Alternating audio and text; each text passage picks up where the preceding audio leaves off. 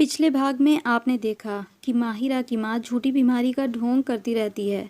वह ये सब इसलिए कर रही थी कि उसे अपने पति की हमदर्दी हासिल हो। माहिरा की माँ और दादी के बीच अक्सर झगड़ा होता रहता था। एक दिन माहिरा की दादी भी दुनिया से चली जाती है। इसके बाद माहिरा की माँ बड़ी खुश थी, पर उसको माहिरा की दादी की हाय लग गई थी। उसको सचमुच में ही एक खतरनाक बीमारी हो गई और वह इस दुनिया से चल बसी। माहिरा के पिता उसकी मौसी से शादी करके उसको माहिरा की नई माँ बनाकर घर ले आते हैं। उनके साथ 2 बच्चे भी हैं जिनसे माहिरा को सख्त नफरत है। माहिरा की सौतेली बहन की शादी हो जाती है, जबकि भाई माहिरा की शादी की जिद लगाए रहता है। इधर उसके पिता भी माहिरा की शादी को लेकर बहुत परेशान थे, पर माहिरा हर रिश्ते को ठुकरा देती थी। वह दिन पर दिन बहुत ज़्यादा घमंडी हो गई थी। फिर एक दिन उसके पिता की बहुत ज़्यादा तबीयत ख़राब हो गई थी। तभी माहिरा के पिता ने उसे अपने पास बिठाकर कुछ कहना चाहा, पर कह न सके। माहिरा का सौतेली माँ का बेटा फैसल डॉक्टर को लेने गया था, पर जब वह वापस आया तो डॉक्टर के बजाय वह एक मौलवी और मोहल्ले के 2-3 लोगों के साथ वापस आया। माहिरा ये देखकर सब कुछ समझ चुकी थी कि उसके पिता उसकी शादी करने जा रहे हैं, पर किसके साथ? माहिरा के पिता ने उसके आगे हाथ जोड़ लिए। अब आगे। माहिरा सर झुका के पिता के पास बैठ गई। फैसल लेने तो डॉक्टर को गया था, लेकिन जब वापस आया तो उसके साथ डॉक्टर के बजाय एक मौलवी और मोहल्ले के 3-4 आदमी थे।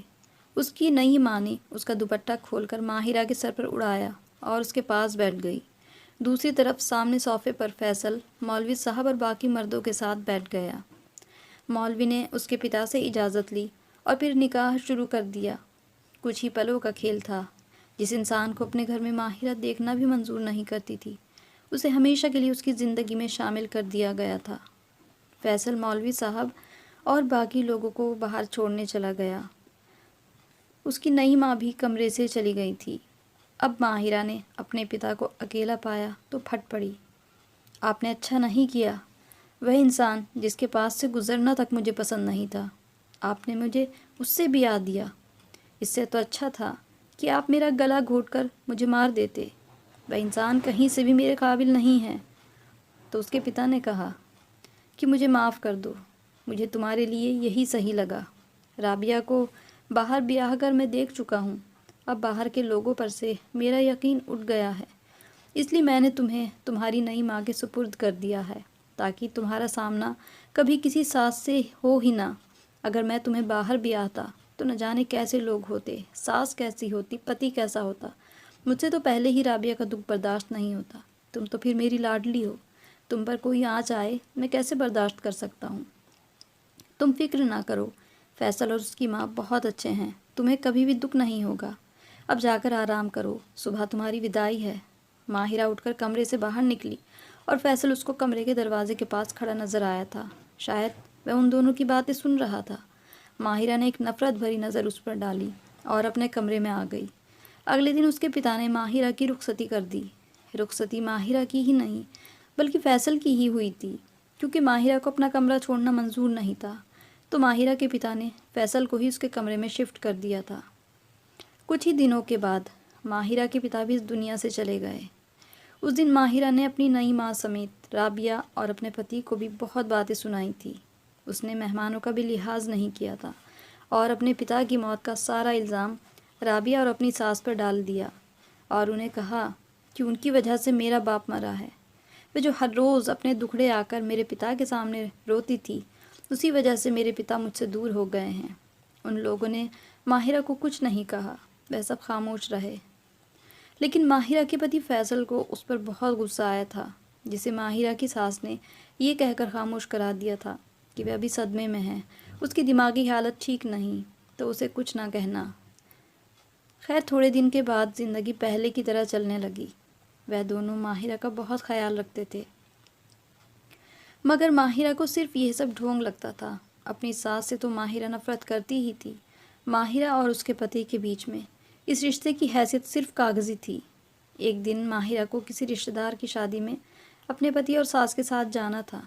अचानक ही उसकी सास की तबीयत ख़राब हो गई थी और उनका घर पर ही रुकना पड़ा। अब मजबूरी में ना चाहते हुए भी माहिरा को अकेले ही फैसल के साथ शादी में जाना पड़ा। माहिरा ने वहाँ देखा कि हर कोई उसके पति फैसल की तारीफ़ें कर रहा था, क्योंकि फैसल था ही इतना हैंडसम।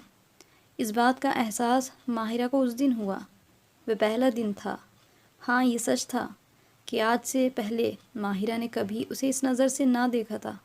वह तो उसे अपनी सौतेली माँ का बेटा समझती थी, जिसने उसके पिता का प्यार उससे बांट लिया था, और माहिरा ने जन्म जन्म का उससे बैर पाल लिया था। लेकिन अब उसको एहसास हो रहा था कि वह कितना मुकम्मल इंसान था, कितना परफेक्ट था। वह किसी भी लड़की का आइडियल हो सकता था। उसका दिल अब पूरी तरह फैसल का हो गया था। वापसी पर उसने उससे बात करने की बहुत कोशिश की थी, मगर फैसल ने तो नज़र उठाकर भी उसकी तरफ देखा तक नहीं था। घर पहुंचकर वह सीधा अपनी माँ के कमरे में चला गया, जबकि माहिरा अपने कमरे में उसका इंतज़ार करने लगी। वह 1 घंटे के बाद आया था और उसने सर से पैर तक माहिरा का जायज़ा लिया था। माहिरा को लगा कि अब वह उसको सराहेगा, उसकी तारीफ़ करेगा, मगर उसके मुंह से निकलने वाले अल्फाज सुनकर माहिरा को ऐसा लगा जैसे किसी ने उसके कानों में पिघलता हुआ शीशा उड़ेल दिया हो। उसने कहा, माहिरा, मैं तो आपके काबिल नहीं था, जैसा कि आपका कहना था। माहिरा को अपने अल्फाज याद आए जब उसने अपने पिता से ये बात कही थी, आपकी ज़िंदगी तो मेरे साथ बर्बाद हो गई है, आप तो मुझे देखना भी नहीं चाहती थी, तो आज ऐसा क्या हो गया कि सारी वजहें एक तरफ रखकर आप मेरी तरफ बढ़ रही हैं। उसके कहने का अंदाज़ इस कदर गहरा था कि माहिरा कुछ बोल ही न सकी।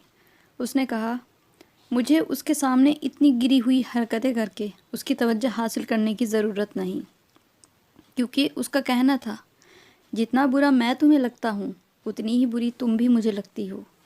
माहिरा अपनी इस कदर बेइज्जती पर खौल उठी थी। उसने सोच लिया था कि अब फैसल को अपने कदमों में गिराकर ही रहेगी। फैसल ने उसको ठुकराया था, मगर उसके पास भी हुस्न का हथियार था, जिसे इस्तेमाल करना वह बखूबी जानती थी। खैर, वक्त गुजरता गया, लेकिन फैसल के बर्ताव में ज़रा भी बदलाव नहीं आया था। वह घंटों अपनी माँ के पास बैठा रहता था। माहिरा को इस बात का यकीन था कि वही है जो उसके कान भरती थी और उसके पति को उसके खिलाफ कर रही थी। उसका दिल तो करता था कि अपने पति को लेकर उससे कहीं दूर चली जाए, मगर ऐसा वह सिर्फ सोच ही सकती थी। अपनी सास की नफ़रत उसके दिल में गहरी होती गई थी। अब तक माहिरा किसी 14 साल के बच्चे की तरह थी। उसको घर का कोई काम भी नहीं आता था। उसकी सास यानी उसकी सौतेली माँ ने राबिया को तो सारी घरदारी सिखाई थी। उसके पिता ने भी कहा था, लेकिन माहिरा को इस सब का कोई शौक़ न था, इसलिए वह फूहड़ ही रह गई थी। उन दिनों फूहड़पन माहिरा पर बड़ा भारी पड़ा था। उसकी सास इस कदर बीमार थी कि बिस्तर से लग गई थी। जाने कौन सी ऐसी बीमारी लगी थी। यहाँ पर भी माहिरा को यकीन था कि उसकी सास उसको उसके पति की नज़रों में निकम्मा साबित करना चाहती हैं। लेकिन माहिरा ने भी सोचा कि मैं भी खाना बनाकर ही दिखाऊंगी। पूरा हफ्ता किचन में बर्बाद कर दिया था। वह जो भी खाना बनाती उसकी सास हंसते हुए खा लेती, जबकि उसका पति उसका एक आध निवाला ही खा पाता था, क्योंकि जो कुछ भी वह पकाती थी उसे खाना तो नहीं कहा जा सकता था। उसकी सास का उस खाने को यूं हंसते हुए खाना माहिरा को जहर लगता था। उसके पति के सामने अच्छा बनने के लिए कैसे वह बदमज़ा खाना बड़े मज़े लेकर खा लेती थी। एक दिन उसके पति ने खाना पकाने वाली नौकरानी का इंतज़ाम कर लिया तो माहिरा ने सुख का सांस लिया, लेकिन ये सुख बस कुछ ही देर का था। अब उसकी सास इस दुनिया से चल बसी थी, लेकिन जाने से पहले अपने बेटे फैसल को माहिरा के बारे में खूब कान भर गई थी। इसीलिए माहिरा का पति फैसल उससे अलग दूसरे कमरे में रहने लगा था। थोड़े दिन तक तो माहिरा ने भी उस पर ज़ोर नहीं दिया। उसे लगा थोड़े दिन में सब ठीक हो जाएगा, लेकिन ठीक होने के बजाय रोज़ बात बिगड़ती ही जा रही थी। वक्त गुजरता गया और 3 साल गुजर गए। ये 3 साल माहिरा के लिए सदियों से कम नहीं थे। इन 3 सालों में उस पर जो जो आजमाइशें गुजरी थी, उसकी रूह काँप गई थी। उसकी सास, जो कि उसकी सौतेली माँ भी थी और उसकी सगी माँ की बहन भी थी, उसके कमरे से उसको एक डायरी मिली थी माहिरा को, जिसे पढ़कर माहिरा के रोंगटे खड़े हो गए थे। जब माहिरा ने वह डायरी पढ़ी तो उसमें सच्चाई माहिरा के सामने आई। वह औरत माहिरा से इस कदर प्यार करती थी कि वह सिर्फ दिखावा नहीं था, बल्कि सच्चाई थी। वह कोई ढोंग नहीं था, बल्कि वह सचमुच में माहिरा के अंदर अपनी बेटी को तलाशती थी। वह सचमुच में माहिरा को अपनी बेटी मानती थी और सच में ही उस पर कुर्बान जाती थी। वजह ये नहीं थी कि वह माहिरा के पिता की नज़रों में अपने आप को बढ़ाना चाहती थी, बल्कि सच्चाई ये थी कि वह माहिरा को अपने पति से भी कहीं ज़्यादा चाहती थी, क्योंकि माहिरा की सौतेली माँ माहिरा को अपने पति की यानी अपनी मोहब्बत की निशानी समझती थी। हाँ, ये सच था कि माहिरा की नई माँ अपनी पहली शादी से पहले माहिरा के पिता से बहुत मोहब्बत करती थी और माहिरा के पिता भी, और वह दोनों शादी करना चाहते थे।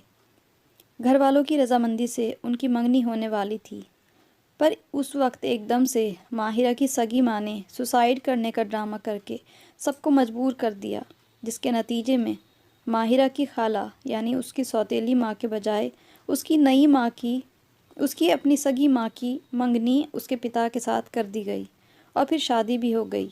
उसके बाद उसकी खाला की भी शादी हो गई, लेकिन उसकी ससुराल वाले बहुत जालिम थे और उनको भी एक दिन तलाक हो गई। और फिर जब माहिरा की सगी माँ के मरने के बाद माहिरा के पिता और उसकी खाला को फिर से एक होने का मौका मिला, तो उन्होंने देर नहीं की। उसकी नई माँ के जो बच्चे थे वे उसके अपने नहीं थे, बल्कि उसके पति की पहली पत्नी के बच्चे थे, जो उसे बहुत ज़्यादा अटैच हो गए थे। इसीलिए जब खाला वहाँ से आई तो उन बच्चों को भी अपने साथ ही रखा और फिर माहिरा के पिता से शादी के बाद भी अपने साथ ही ले आई।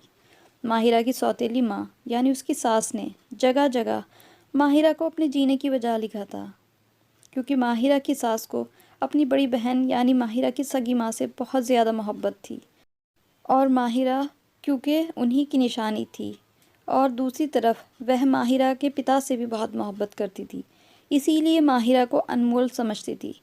माहिरा की सास ने अपने बेटे को कसम दी थी कि वह कभी भी माहिरा के साथ बुरा सलूक नहीं करेगा। माहिरा तो हमेशा अपनी सास के प्यार को ढोंग समझती रही थी, लेकिन वह क्या थी। अब 3 साल होने को आए थे। माहिरा ने घर के सारे कामकाज सीख लिए थे। वह अपने पति को मनाने की हर कोशिश करती, मगर उसका पति उसकी तरफ देखता भी नहीं था। न जाने किस मिट्टी का बना था। माहिरा की किसी बात का उस पर कोई असर ना होता था। एक दिन थक हार कर वो रोने लगी। उसके सब्र की इंतहा हो गई थी। वह अपने कमरे में बैठी बैठी रोते रोते वहीं सो गई थी। उस रात उसने अपने ख्वाब में अपनी सास को देखा। उसकी सास उससे कह रही थी कि मैं बहुत तकलीफ़ में हूँ, मुझे यहाँ से निकाल कर कहीं और दफना दो, मगर ये बात अपने पति को हरगिज़ न बताना। माहिरा की घबराकर आँख खुल गई। वह बहुत परेशान थी कि न जाने कैसा ख्वाब देखा है। अगले दिन तक वह उस बारे में भूल गई थी, पर जब अगली रात वह सोई तो फिर दोबारा से उसको वही ख्वाब आया जिसने माहिरा को बहुत ज़्यादा बेचैन कर दिया था। अगले दिन माहिरा सुबह सुबह ही उठी और जाकर पास में रहने वाले एक मुफ्ती से मशवरा करने के बाद सोचा कि कब्रिस्तान जाकर अपनी सास की कब्र खुदवा कर देखती हूँ। फिर उसे ख्याल आया कि बाज़ार से कुछ फूल ले लेती हूँ, जो अपने सगे माँ बाप और अपनी सौतेली माँ यानी सास की कब्र पर भी चढ़ा देगी। जब वह कब्रिस्तान पहुँची और दुआ करी, उसके बाद जब उसने अपनी सास की कब्र खुदवाई तो वे चौंक गई, क्योंकि सास तो कब्र के अंदर थी ही नहीं। उसकी सास की कब्र खाली थी। फिर उसे कब्र खोदने वाले ने बताया कि कुछ देर पहले ही एक आदमी आया था जो मैयत को कब्र से निकाल कर ले गया है। माहिरा को एकदम से अपने पति का ख्याल आया। उसकी सास ने तो उसे ना बताने को कहा था, मगर कहीं उसने मुझे मुफ्ती से बात करते हुए सुन तो न लिया था। माहिरा भागते हुए अपने घर वापस आई। सास के कमरे का दरवाज़ा खोला और जैसे ही अंदर आई उसका वजूद कांप गया। सामने का मंजर दिल चीरने के लिए काफ़ी था। सामने ही उसकी सास का वजूद पड़ा था, जिसका कफन भी अभी तक बेदाग था और कमरे में खुशबू फैली हुई थी, जबकि फैसल कमरे में ही एक तरफ अपनी माँ की कब्र खोद रहा था। वह बच्चों की तरह रो रहा था। उसने माहिरा को देखा तो उसके सामने हाथ जोड़ लिए और कहने लगा कि तुमने जीते जी तो मेरी माँ को सुकून से ना रहने दिया, अब उनके मरने के बाद तो उन्हें बख्श दो, क्योंकि उससे मेरी शिकायतें करती हो, जिसकी वजह से वह कब्र में भी सुकून से न रह पाई। यह सुनकर माहिरा तो जैसे सकते में अपनी जगह खड़ी थी। तो क्या उस वजह से मेरी सास तकलीफ़ में थी, क्योंकि मैं तकलीफ़ में थी? माहिरा ने वही एकदम से सास के पास बैठकर रोने लगी। माहिरा की रोते रोते हिचकियाँ बन गईं। वह रोते कहने लगी, ये मुझे क्या हो गया था? मैं क्यों इस हीरे जैसी औरत की कदर न कर सकी थी। वह सारी ज़िंदगी इस बात के लिए तरसती रही थी कि मैं उससे मोहब्बत के दो बोल बोल दूँ, और मैंने क्या किया था। मुझे अब अपने किए पर सख्त पछतावा है। माहिरा ने फैसल की तरफ देखकर कहा। फैसल रोते रोते अपनी माँ की कब्र अपने हाथों से खोद रहा था। उसने माहिरा की बात पर ध्यान भी नहीं दिया। माहिरा के पति फैसल ने अपनी माँ को वहीं दफना दिया और अपनी माँ के सुकून के लिए माहिरा को भी अपना लिया था। मगर माहिरा के अंदर की शर्मिंदगी और पछतावा कम ना होता था। वह बस यही सोचा करती थी, काश मैंने अपनी सास की ज़िंदगी में उनको अपना लिया होता और उनकी कद्र की होती। तो ये थी हमारी आज की कहानी। कहानी अच्छी लगी हो तो हमारी इस कहानी को अपना एक प्यारा सा लाइक ज़रूर दे दें, इसको शेयर ज़रूर करें और मेरे चैनल को सब्सक्राइब करना भी ना भूलें। साथ ही हमें कमेंट करके बताइएगा ज़रूर कहानी आपको कैसी लगी। ऐसी अच्छी अच्छी कहानियों के साथ फिर पेश होंगे। तब तक के लिए goodbye. Thanks for watching.